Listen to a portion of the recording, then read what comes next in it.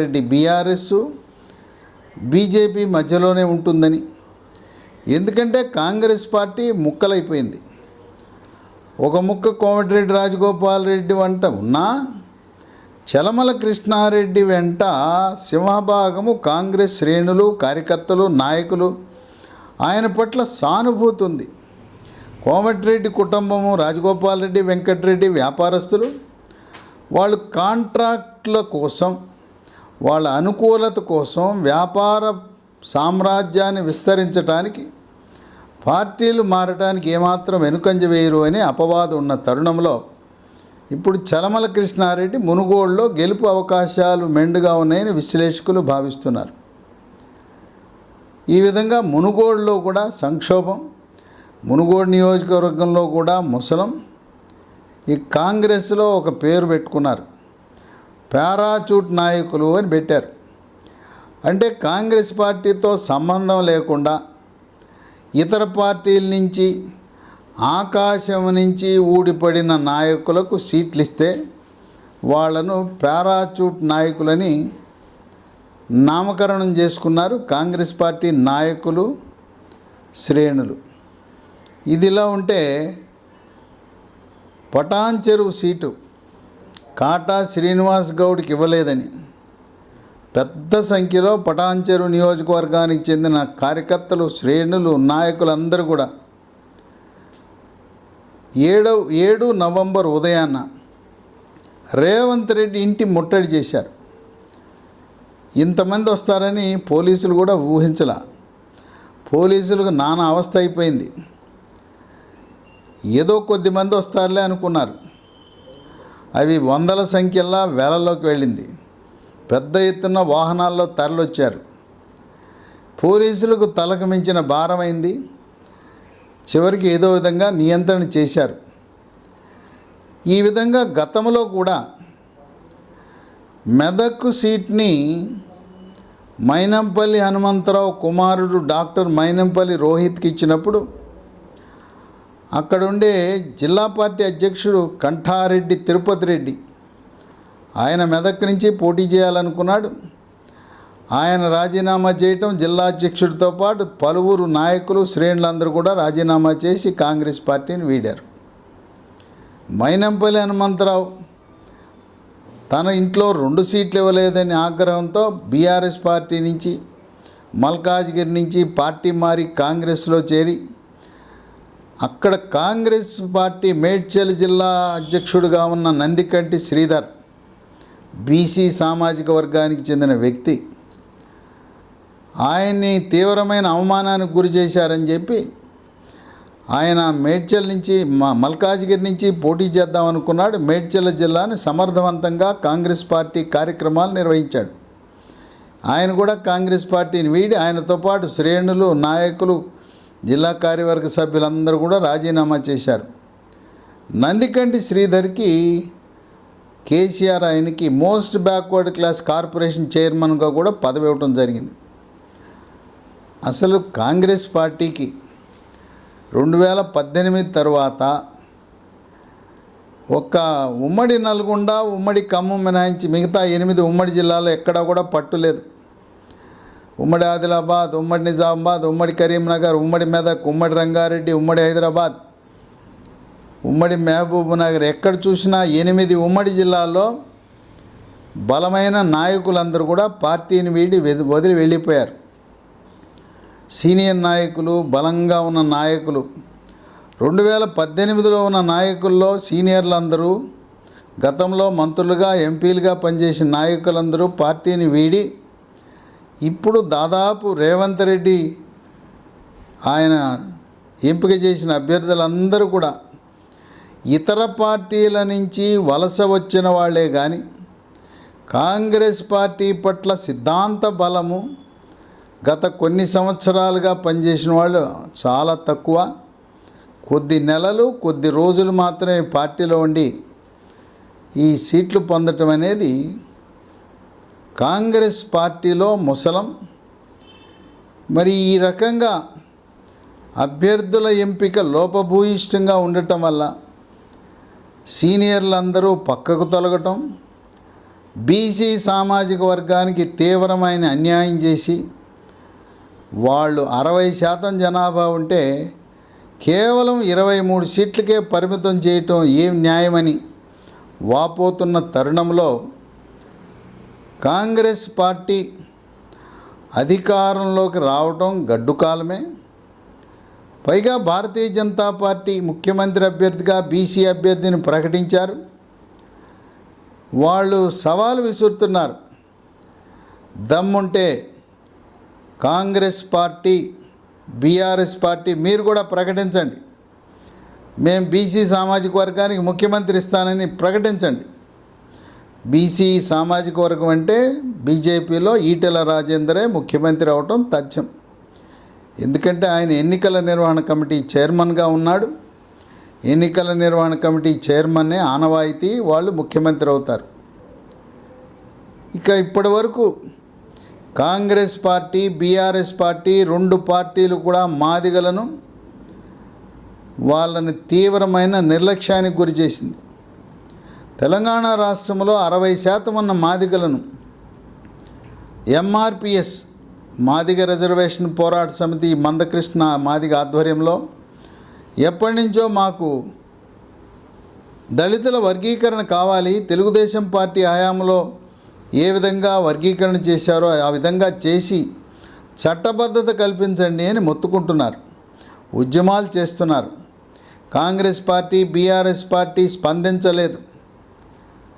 Bharatiya Janata party జాతీయ నాయకత్వం స్పందించి మందకృష్ణ మాదిగ 11 నవంబర్ సికింద్రాబాద్ పెరేడ్ గ్రౌండ్లో మాదిగ దండోరా మహాసభకు ప్రధానమంత్రి మోదీ అక్కడ విచ్చేసి భారతీయ జనతా పార్టీ మాదిగల వర్గీకరణ కట్టుబడి ఉందనే ప్రకటన అధికారికంగా చేయటం, బీసీ ముఖ్యమంత్రిగా ప్రకటన, 7 నవంబర్న బీసీ ఆత్మగౌరవ సభను భారతీయ జనతా పార్టీ బీసీ సంఘాలు హైదరాబాదు ఎల్బీ స్టేడియంలో బీసీ కులాలను 113 కులాలను సంఘటితపరచటం, ఇవన్నీ కూడా భారతీయ జనతా పార్టీ గెలుపు అవకాశాలను వాళ్ళ గ్రాఫ్ను పెంచేదిగా ఉందని విశ్లేషకులు భావిస్తున్నారు. కేసీఆర్ ముఖ్యమంత్రి వచ్చిన తర్వాత ఆయనకి ఎవరు చెప్పారో కానీ ఆంధ్ర ప్రాంతం నుంచి తెలంగాణకి 50 సంవత్సరాల క్రితం వలస వచ్చిన 26 బీసీ కులాలను బీసీ జాబితా నుంచి తొలగించి వాళ్ళను అగ్రవర్ణాల జాబితాలో కలిపేశాడు. ఆ 26 బీసీ కులాలు ఎవరైతే ఆ జాబితా నుంచి తొలగించబడ్డారో వాళ్ళు విద్యకు దూరం అయ్యారు, రిజర్వేషన్లకు దూరమైంది, ఉద్యోగ అవకాశాలకు దూరం అయ్యారు. దాంట్లో ప్రధానంగా కొప్పు వెలమ, తూర్పు కాపు, కళింగ సామాజిక వర్గం ఈ ఉత్తరాంధ్ర నుంచి వలస వచ్చారు.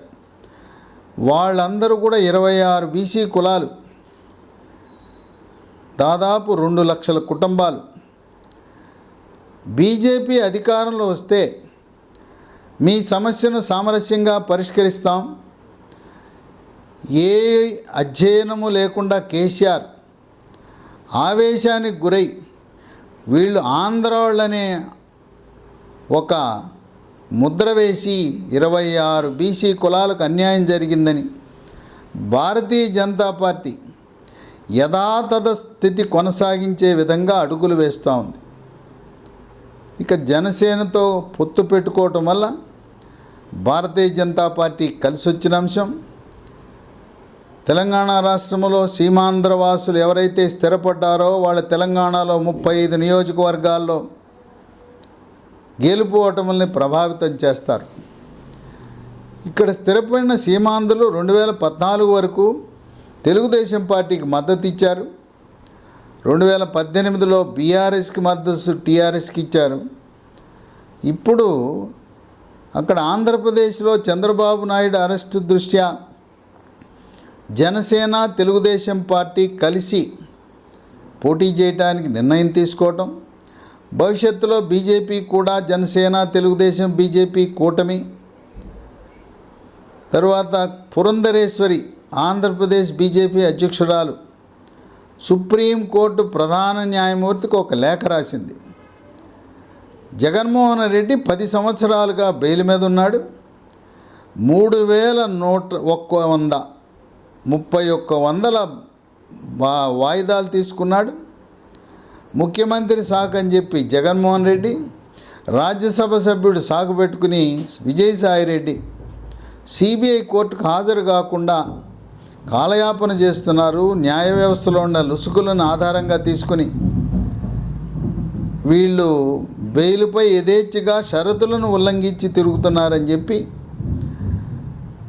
సుప్రీంకోర్టు ప్రధాన న్యాయమూర్తికి రాసిన లేఖ వల్ల Telugu Desam party, Bharatiya Janata party దగ్గరయ్యారు.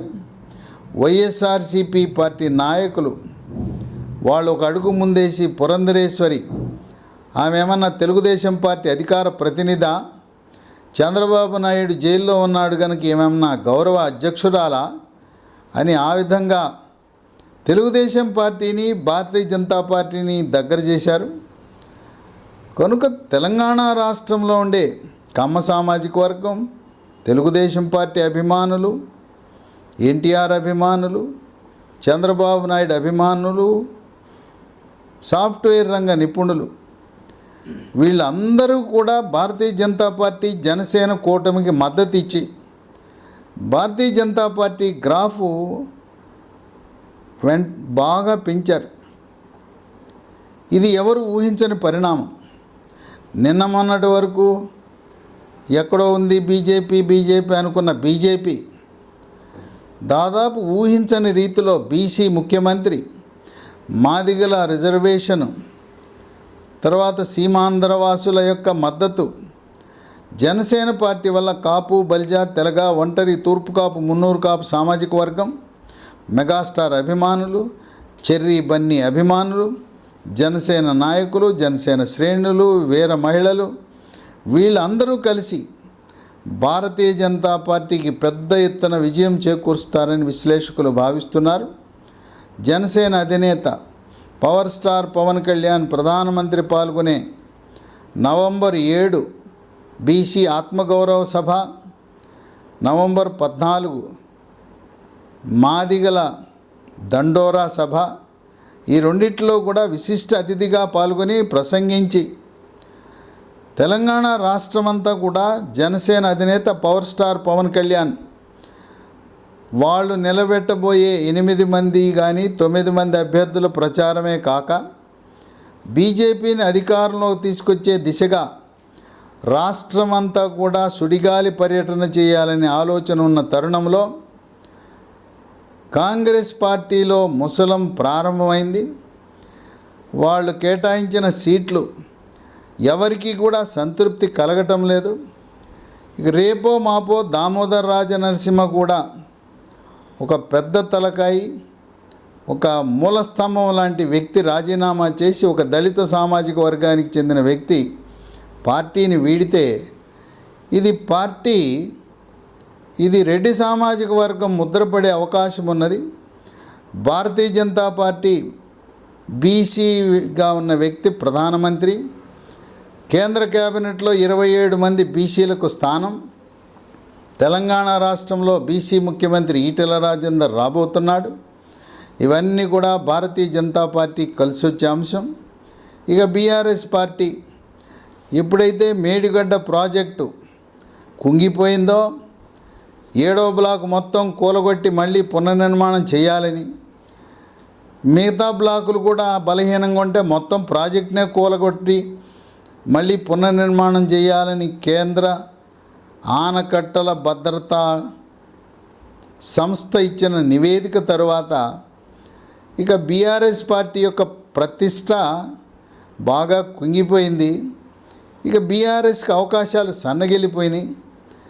Medigadda project ఎలా అయిందంటే పైన సరస్వతి ప్రాజెక్ట్ అన్నారంలో అక్కడ కూడా లీకుల పర్వం.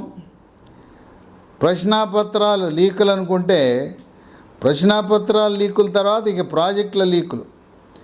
ఎప్పుడో కట్టిన నాగార్జున సాగర్, శ్రీశైలం, శ్రీరామ్ సాగర్ ప్రాజెక్టు, సింగూర్ లాంటి ప్రాజెక్టులు చెక్కు చెదరకుండా ఉంటే ప్రశ్నాపత్రాలు పేపర్లు ఎలా లీక్ అవుతున్నాయో ఇక ఇప్పుడు అన్నారం బ్యారేజ్ దగ్గర కూడా ప్రాజెక్టు కింద నుంచి నీటి బుడగలు నీరు లీక్ అవుతూ ఉంది. నాణ్యత కలిగిన నిర్మాణానికి ఉపయోగించే సామగ్రి అంటే నిర్మాణానికి ఉపయోగించే మెటీరియల్ కూడా నాసిరకం కంకర కొట్టుకుపోతూ ఉంది. కంకర కింద ఉండే సిమెంటు, సున్నం, ఇసుక అన్నీ కొట్టుకుపోతూ ఉన్నాయి. కనుక ప్రమాణాలు పాటించని కారణం వల్ల నాసిరకము మెటీరియల్ వాడటం వల్ల మేడిగడ్డ తర్వాత అన్నారం ప్రాజెక్టు కూడా, అన్నారం బ్యారేజ్ కూడా అది కూడా ఇబ్బంది పడే అవకాశం ఉందని నిపుణులు భావిస్తున్న తరుణంలో కాళేశ్వరము గొప్ప ప్రాజెక్టు, ప్రపంచంలో ఇటువంటి ప్రాజెక్టు ఎక్కడా లేదని చెప్పుకున్న బీఆర్ఎస్ పార్టీ ఈరోజు దానిపై మాట్లాడటానికి ఎవరు ఇష్టపడటంలా. ఇంతవరకు ప్రపంచంలో ఏ ప్రాజెక్టు కూడా కట్టిన తరువాత 3 సంవత్సరాల్లో కుంగిపోవటం, కూలిపోవటం, లీక్ అవటం, మళ్ళీ పూర్తిగా కూలగొట్టి పునర్నిర్మాణం చేయవలసిన అవసరం వచ్చిన ప్రాజెక్టులే లేవు. 30,000 కోట్ల అంచనా వ్యయంతో ప్రారంభించిన ప్రాజెక్ట్ దాని అంచనా వ్యయాన్ని దాదాపు 4.5 రెట్లు పెంచి 1,30,000 కోట్లు చేసి ఇప్పటి వరకు 95,000 కోట్లు ఖర్చు పెట్టి ఈ రోజున నిరుపయోగమైంది. మేడిగడ్డ ప్రాజెక్టులో నీళ్లు నిలపకూడదని కేంద్ర ప్రభుత్వం జలశక్తి జలవనరుల శాఖ ఆదేశించింది. అలాగే అన్నారం ప్రాజెక్టు, సరస్వతి ప్రాజెక్టులో కూడా నీళ్లు నిలపకూడదన్నది. ఈ 2 బ్యారేజీల దగ్గర నీళ్లు నిలపకపోతే సాగునీరు, తాగునీరు కూడా కటకట. రాబోయే వేసవి కాలంలో ఏం చేయాలో దిక్కుతోచని పరిస్థితుల్లో రాష్ట్ర ప్రజలు, గ్రామవాసులు, రైతులు, కౌలు రైతులు ఇబ్బంది పడుతున్నారు. కనుక బీఆర్ఎస్ పార్టీ 3వసారి గెలవటం, హ్యాట్రిక్ అనేది అసంభవం. అనూహ్యమైన రీతిలో అభ్యర్థుల ఎంపికలో 35 మంది బీసీలకు అవకాశం కల్పించింది భారతీయ జనతా పార్టీ. బీఆర్ఎస్, కాంగ్రెస్ కేవలం 23కే బీసీలకు అవకాశం ఇచ్చింది. కనుక 113 బీసీ సామాజిక వర్గాలన్నీ, కుల సంఘాలన్నీ కూడా చాప కింద నీరులా సైలెంట్ వేవ్, నిశ్శబ్ద తరంగం, యువకులు, విద్యార్థికులు, మేధావులందరూ కూడా గ్రామాల్లో ఉండే పెద్దవారిని, నిరక్షరాస్యుల్ని జాగృతపరిచి బడుగులకు రాజ్యాధికారం, మనం ఎప్పుడు పల్లకీలు మోయటమేనా, మనకెందుకు అర్హత లేదు, పల్లకీలో కూర్చునే అర్హత మనకు లేదా అని వాళ్ళందరినీ కూడా గ్రామీణ వాసుల్ని జాగృతపరిచి, చైతన్యపరిచి మొట్టమొదటిసారిగా భారతీయ జనతా పార్టీ వల్లనే బీసీ ముఖ్యమంత్రి ఈటెల రాజేందర్ ఆ ముఖ్యమంత్రి స్థానాన్ని అధిష్ఠించబోతున్నాడని చెప్పి బీసీ కులాలు ఈరోజు పార్టీ ముఖ్యం కాదు, మనకి మన సామాజిక వర్గాలు, అణగారిన వర్గాలకు అధికారం. తెలంగాణ రాష్ట్రంలో 82% ఉన్న బీసీ, ఎస్సీ, ఎస్టీ మైనారిటీలకు అధికారం లేదు. వాళ్ళు ముఖ్యమంత్రి అయ్యే అవకాశం లేదా? కేవలం 18% ఉన్న కొన్ని కులాలు 18 సార్లు ముఖ్యమంత్రి స్థానాన్ని అధిష్ఠిస్తే 60% ఉన్న వారికి ఒక్క అవకాశం కూడా ఇవ్వరనే ఆలోచనతో భారతీయ జనతా పార్టీ వేగంగా గ్రాఫ్ను పెంచుకుని అధికార దిశగా అడుగులు వేస్తూ ప్రధానమంత్రి మోదీ బీసీ ఆత్మగౌరవ సభలో, మాదిగల మహాసభలో ఏం ప్రసంగించబోతున్నారని ఆసక్తిగా తెలంగాణ ప్రజలు ఎదురు చూస్తున్నారు. మేడిగడ్డ ప్రాజెక్ట్, కాళేశ్వరం ప్రాజెక్ట్ అవినీతిపై సిబిఐ ఎంక్వైరీ కేంద్ర ప్రభుత్వం ఎందుకు వేయటం లేదనే ఆలోచన కొంతమందికి తెలంగాణ ప్రజలకు ఉంది. అయితే కేసీఆర్ తెలివిగా ఒక చట్టం చేశాడు శాసనసభలో. సిబిఐ తెలంగాణ రాష్ట్రంలో ప్రవేశించాలంటే రాష్ట్ర ప్రభుత్వ అనుమతి కావాలి, అనుమతి లేకుండా ఇక్కడ విచారణ జరపకూడదని చట్టం చేశాడు. అందువల్ల సిబిఐ కానీ, కేంద్ర ప్రభుత్వం కానీ రాష్ట్ర ప్రభుత్వ అనుమతి లేకుండా కాలు పెట్టకూడదు. అయితే ఎవరైనా ప్రజా ప్రయోజనాల వ్యాజ్యం తెలంగాణ హైకోర్టులో వేసి ఈ మేడిగడ్డ ప్రాజెక్టులో ఉండే అవినీతిని బయటికి తీయటానికి, విచారణ జరపడానికి సిబిఐని రంగప్రవేశం చేయించండి అని తెలంగాణ రాష్ట్ర హైకోర్టులో ఎవరైనా ప్రజా సంఘాలు, రాజకీయ పార్టీలు, విద్యార్థులు, విద్యార్థి సంఘాలు, మేధావులు, ఇంజనీర్లు ఎవరైనా కూడా తెలంగాణ హైకోర్టు ఆదేశిస్తే సిబిఐ విచారణ ప్రారంభించవచ్చు. ఏది ఏమైనా మేడిగడ్డ ప్రాజెక్టు కుంగిపోవటం బీఆర్ఎస్ పార్టీ కుంగిపోయిందని విశ్లేషకులు భావిస్తున్నారు. నిన్న మొన్నటి వరకు కాంగ్రెస్ పార్టీ భుజాలు ఎగరేసుకుంటూ ఎక్కడో కర్ణాటకలో మేము గెలిచాం, ఇక్కడ కూడా గెలుస్తామని ఊహించిన అభ్యర్థుల ఎంపికలో బీసీలకు అన్యాయం చేయటం ద్వారా వాళ్ళు సీట్లు అమ్ముకున్నారని ప్రజల్లో నానుడు, పార్టీలో కూడా వ్యతిరేకత, తిరుగుబాటు. కాంగ్రెస్ పార్టీ అధికారంలోకి రావటం కష్టతరమే అని విశ్లేషకులు భావిస్తున్నారు.